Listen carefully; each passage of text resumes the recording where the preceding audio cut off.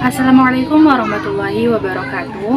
Perkenalkan, saya Nur Parikarma dengan NIM 101561220051 bersama dengan teman kelompok saya yakni Nur Zahrani dengan NIM 101561220054. Pada video kali ini kami akan memenuhi tugas ujian tengah semester mata kuliah Sejarah Kebudayaan Islam dengan dosen pengampu yakni Bapak Iqbal S. Hum M. Hum. Langsung saja. Di sini saya akan memaparkan materi yang pertama yakni pengertian sejarah peradaban Islam. Sejarah berasal dari bahasa Arab yakni asy-syajarah yang berarti pohon. Apabila digambarkan secara sistematik, sejarah hampir sama dengan pohon, bermula dari sebuah bibit, kemudian tumbuh dan berkembang, lalu layu dan tumbang. Demikian pula peristiwa-peristiwa yang terjadi dalam sejarah peradaban Islam yang mengalami masa pertumbuhan, perkembangan, lalu kemunduran dan kehancuran. Sejarah juga dikatakan at-tarikh, yang makna aslinya adalah tanggal, masa atau waktu, lalu diadopsi menjadi kata sejarah. Sejarah memuat tentang masa lalu yang mencakup perjalanan hidup manusia dalam mengisi perkembangan dunia dari masa ke masa. Peradaban asal katanya dari kata adab yang berbicara tentang tingkah laku yang baik, berbicara tentang nilai sesuatu yang positif. Jadi peradaban ialah untuk menunjukkan keadaan beradab yang artinya memiliki tabiat dan pengendalian diri.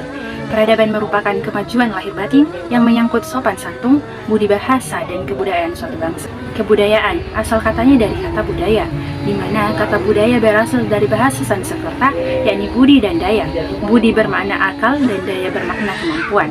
Jadi budaya adalah kemampuan akal, maka kebudayaan adalah hasil dari kemampuan akal manusia. Islam merupakan agama yang sesuai dengan fitrah manusia, baik dalam hal akidah atau keyakinan, syariah atau hukum, ibadah atau peribadatan, maupun muamalah. Dengan demikian, pengertian sejarah peradaban Islam adalah keterangan mengenai pertumbuhan dan perkembangan peradaban Islam dari satu waktu ke waktu, sejak zaman lahirnya Islam sampai sekarang. Yang kedua yakni periodisasi peradaban Islam, di mana menurut Harun Nasution, sejarah peradaban Islam dibagi menjadi 3 periode, yakni periode klasik, di mana periode klasik merupakan masa kemajuan, keemasan, dan kejayaan Islam dan dibagi ke dalam 2 fase. Pertama adalah fase ekspansi, integrasi, dan pusat kemajuan, yakni pada tahun 650 hingga 1000 Masehi. Kedua, fase disintegrasi pada tahun 1000 hingga 1250 Masehi. Di masa ini, keutuhan umat Islam dalam bidang politik mulai pecah.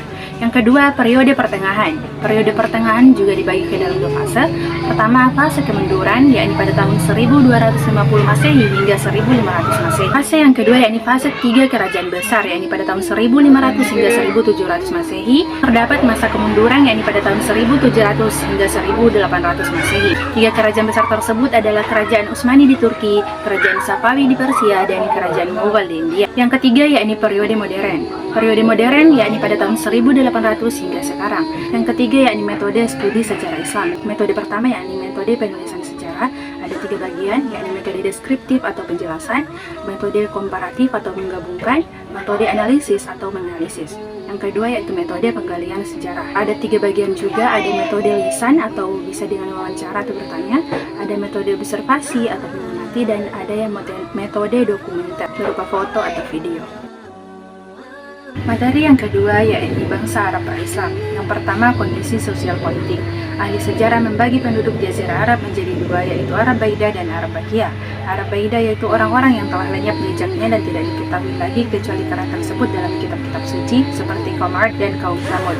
Di negeri-negeri Jazirah Arab telah berdiri beberapa kerajaan yang sifatnya dan bentuknya 2 macam. Yang pertama, kerajaan yang bermahkota tetapi tunduk pada kerajaan lain. Yang kedua, kerajaan tidak bermahkota tetapi mempunyai kemerdekaan penuh. Ia juga mempunyai apa yang dipunyai oleh kerajaan-kerajaan sebenarnya. Sistem politik bangsa Arab sebelum datangnya Islam seperti hukum rimba, siapa yang paling kuat maka dialah yang akan berkuasa. Yang kedua, kondisi sosial ekonomi. Dari sisi ekonomi, bangsa Arab sebagian besar bermata pencaharian sebagai seorang pedagang. Yang ketiga, kondisi sosial moral. Pada zaman ini, masyarakat Arab tidak mempunyai ideologi agama dan pemimpin yang membimbing mereka. Mereka sama sekali tidak mempunyai sistem pemerintahan yang ideal dan banyak dari mereka tidak mengindahkan nilai-nilai moral, sehingga masyarakatnya tidak mempunyai akhlak yang baik. Manusia pada zaman itu hidup dengan sangat sengsara. Mereka dirampas kehormatannya, dijadikan budak, dan diperlakukan sangat tidak baik, terutama pada kaum wanita. Yang keempat, kondisi sosial budaya. Bangsa Arab memiliki banyak sekali kebudayaan, akan tetapi yang paling menonjol adalah dalam bidang sastra, khususnya syair. Mereka sangat piawai dalam menyusun syair. Yang Yang kelima, sistem kepercayaan masyarakat Arab pra-Islam. Sebelum datangnya agama Islam, bangsa Arab sudah mempunyai beberapa agama kepercayaan yang merupakan agama warisan dari nenek moyangnya. Agama yang dianut oleh masyarakat Arab pada waktu itu hanya terbagi dua, yaitu agama Samawi yang bersumber dari langit dan agama Ahdi yang merupakan agama buatan manusia sendiri atau berasal dari nenek moyang mereka.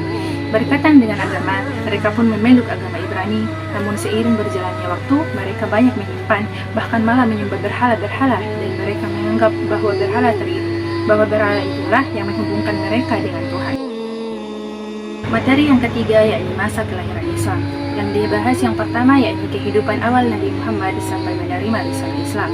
Nabi Muhammad lahir di Makkah pada tahun 571 Masehi. Beliau lahir sudah dalam keadaan yatim. Bahkan ketika Nabi berusia 6 tahun, beliau menjadi yatim piatu. Sepeninggal ibunya, Nabi Muhammad diasuh oleh kakeknya yang bernama Abdul Muthalib.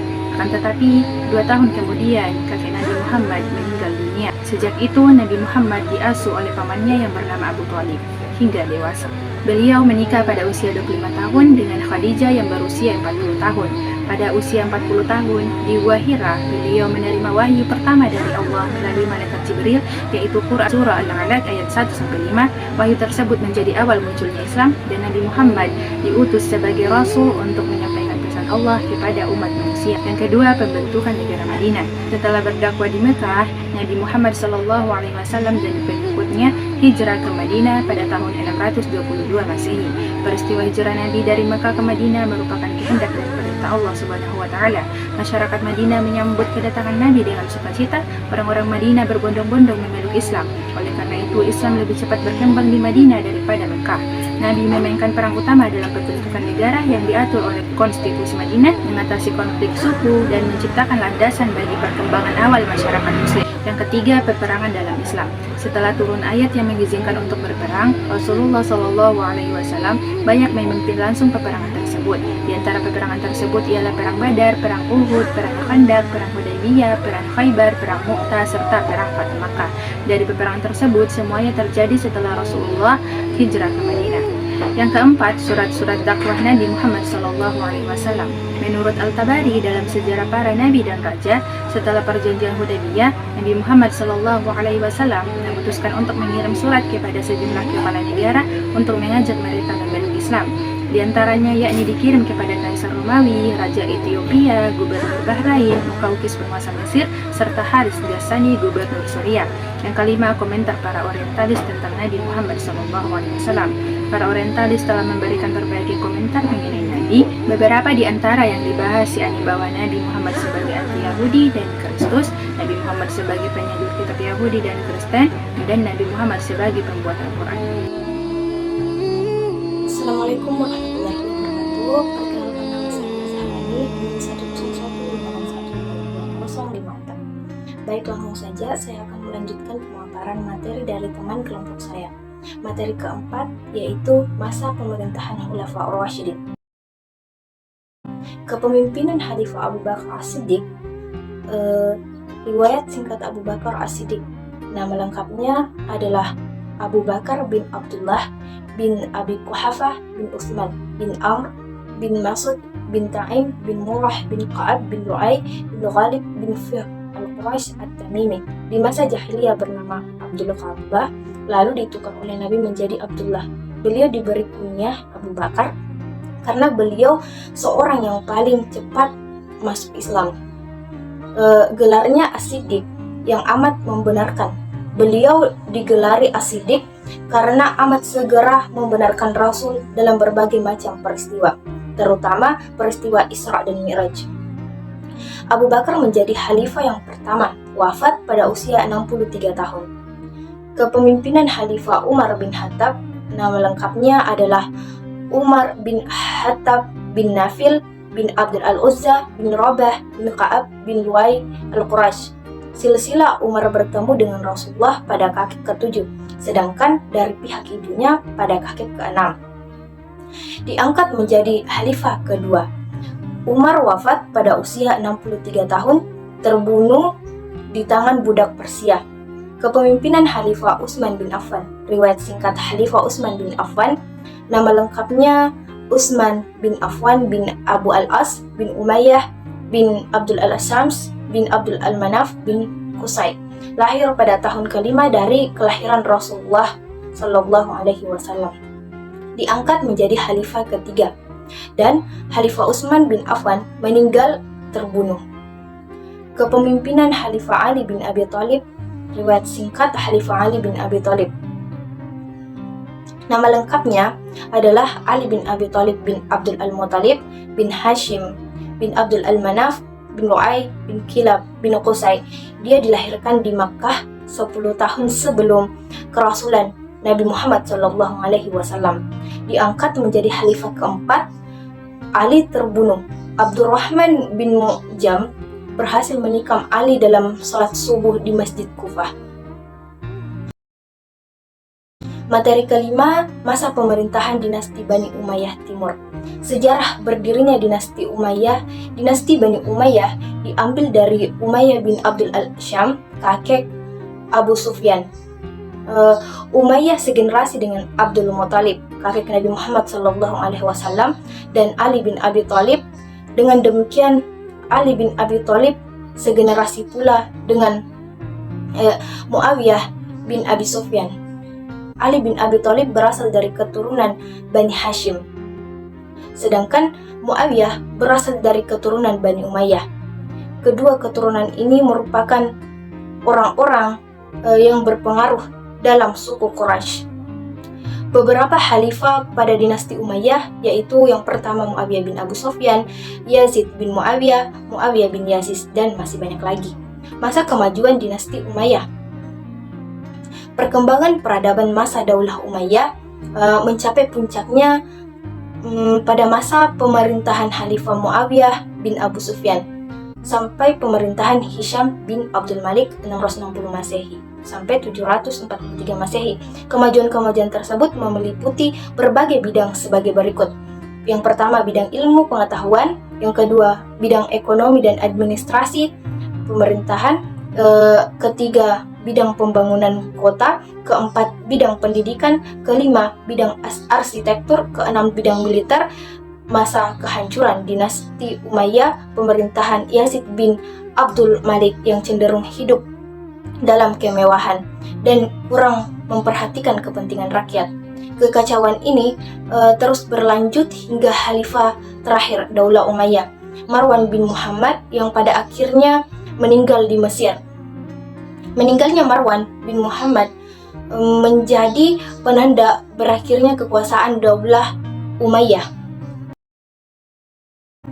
Materi keenam atau yang terakhir yaitu masa pemerintahan dinasti Bani Abbasiyah. Proses berdirinya dinasti Abbasiyah. Daulah Abbasiyah mulai berkuasa pada 132 Hijriah atau 750 Masehi setelah berhasil menumbangkan Daulah Bani Umayyah di Damaskus. Pada masa kekuasaan Khalifah Marwan II, dinasti ini dimulai dari seorang yang bernama Ali bin Abdullah bin Al-Abbas. Kakeknya atau Al-Abbas adalah paman Nabi Muhammad. Ia terbilang orang yang loyal kepada Bani Umayyah. Karena itu, Khalifah Al-Walid bin Abdul Malik memberinya sebuah tempat bernama Hamimah di dekat Damaskus. Tempat ini mulanya tenang dan tentram, tetapi akhirnya berubah ketika Muhammad, putra Ali, memiliki obsesi untuk meletakkan dasar-dasar kekuasaan dengan cara propaganda perebutan kekuasaan dari Bani Umayyah. Beberapa khalifah dinasti Abbasiyah yaitu dari Bani Abbas. Yang pertama, Al-Saffah 132 sampai 136 Hijriah, Al-Mansur 136 sampai 158 Hijriah, dan Al-Mahdi 158 sampai 169 Hijriah, dan masih banyak lagi. Kemunduran dan keruntuhan dinasti Abbasiyah. Beberapa penyebab kemunduran pemerintahan dinasti Abbasiyah di Baghdad, sebagaimana dihimpun oleh Badri Yatim dari berbagai sumber, dikemukakan sebagai berikut. Yang pertama yaitu persaingan antara bangsa. Yang kedua, kemerosotan ekonomi. Yang ketiga, konflik keagamaan. 4, ancaman dari luar. Sekian dari kami. Assalamualaikum warahmatullahi wabarakatuh.